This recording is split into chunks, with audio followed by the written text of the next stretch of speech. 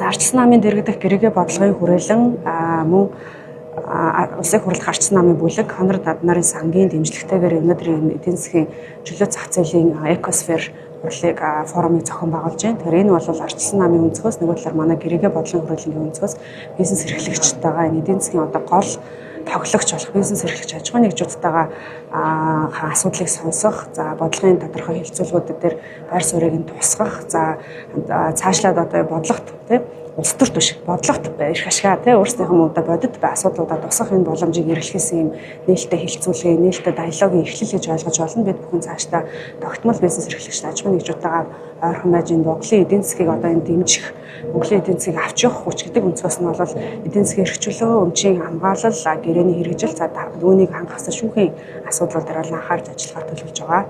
Тэгэхээр сая бол докторгүй бодлого, тодорхойгүй хэрэгцээ орчин, бизнес хэрэгцээ орчин ямар нөхцөлд байна вэ гэдэг талаар салбар хэрэгцүүлэг дурнж байна. Тэгэхээр бид бүхний энэ хүрээнд хүндж байгаа гол асуудал бол манай эрх хөлзийн орчин бол ийм хоёр нөхцөл байдалтай харагдаад байна л та. Бизнесийн харилцаа бол аж ахуйн нэгж үүсгэн байгууллагатаас эхлээд татан буудах эсвэл дампуур хүртэл бол хэдэн зуун хууль тогтоомжийн үйлчлэлд байдаг.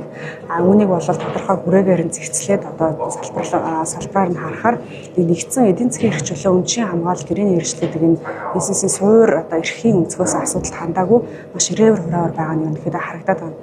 Нэгдүгээрт нь докторгүй бодлого байгаа нь бол ялангуяа эдийн засгийн чухал салбарууд дээр бол тодорхой эдийн сая болж байгаа ашигт боломжийн тухай хууль дээр ингээд 30 нэмэлт өөрчлөлт орсон байна ч гэдэг юм тийм ээ. Докторгүй бодлого бол гол салбарууд дээр байна. Нөгөө талаар бас маш чухал эдийн засгийн болон бизнесийн харилцааны чухал салбаруудыг бид нар ингээд өөрчлөхгүйгээр ингээд 10-20 жил хэвээр нь үлдээсэн зүйлүүд байна. Жишээл дампуурлын эрх зүйн харилцаа одоо олчилж чадахгүй байна. Тэгээ энэ бол аж ахуйн нэгжүүд ялангуяа эдийн засаг хямрсан үед бол маш чухал бизнес эрхлэлийг хамгаалах, дахин шинээр эрхлэх ийм боломж байдаг. Нөгөө талаар хэмжлэгийн эрхийг хамгаалах ч гэсэн бодит арга хэрэгсэл. Гэтэл одоо энэ дампуурлын гэнэ төлбөрийн чадваргүйтэл гэнэ энэ хууль тогтоомж бол ингээд шинжлэхдэж чадахгүй олон жил гацсан хэвээрээ байна. За өрсөлдөөн бол бас энэ салбар бизнесийн харилцааг ямар үйл ажиллагааны салбарт үйл ажиллагаа эрхлэлчээс үл хамааран маш чухал эрх зүйн зохицуулалтын харилцаа. Тэгэхээр өрсөлдөөний эрх зүй бас хангалттай хөгжихгүй. Нөгөө талаар хэрэглэгчийн эрх ашигын асуудлыг бас өрсөлдөөний монополийн газартаа ингээд нэгтгэгдснээс үүдэлтэй институцийн бас тохиромжгүй байдлаар хэрэглэгчийн эрх ашиг нөгөө талаас нь хангахгүй нэг ийм хангалттай хэрэгжихгүй байгаа юм нөхцөл байдлууд байна. Бидний саяны салбар хуралдан дээр бас нэлээд онцолж ярьсан зүйл бол шүүхийн хамгааллын асуудал байгаа. Тэгэхээр хэдийгээр төр засаг хууль тогтоомжийг буруу хэрэгжүүлээд ч гэдэг юм уу те бизнес эрхлэгчийн эрх ашиг ингээ хөндөгдөж байгаа. Эсвэл хоёр бизнес эрхлэгчийн хоорондын харилцаанд өмчийн болон гэрээний маргаан үүссэн гэдэж үүнийг шүүх засаж залруулахыг үндсэн мэдээр тогтолцоотой.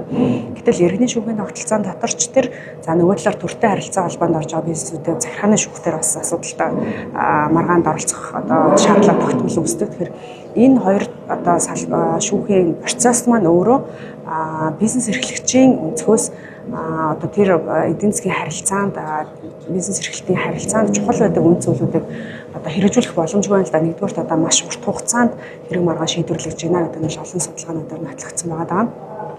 За хоёрдугаарт ойрын хугацаа гэдэг бол бизнесийн хувьд маш чухал үн зүйл тийм ээ.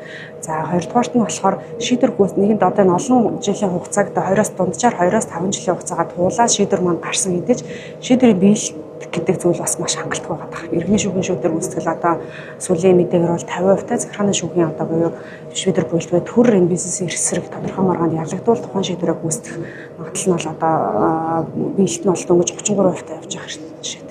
Тэгэхээр энэ гих мэтчлээ ингээд шүүхийн хамгаалалт өөрөө байхгүй тохиолдолд бусад салбар эрх зүйн хичнээн сайхан хууль байгаад найдваргүй болж ирсэн үг байхгүй. Тэгэхээр бид нар бол энэ бизнесийн өнцгөөс иргэний процессоо дахин шинжилж хууль тогтоомжийг батлах шаардлагатай байна гэдэг. За нөгөө талаас ерөнхийдөө энэ мэдээж энэ салбарын эрх зүйн харилцаа маань бизнесээс хоцроод байгааг бол олон хуульчид, олон судлаач нар тал түрээс нь хэлсэн.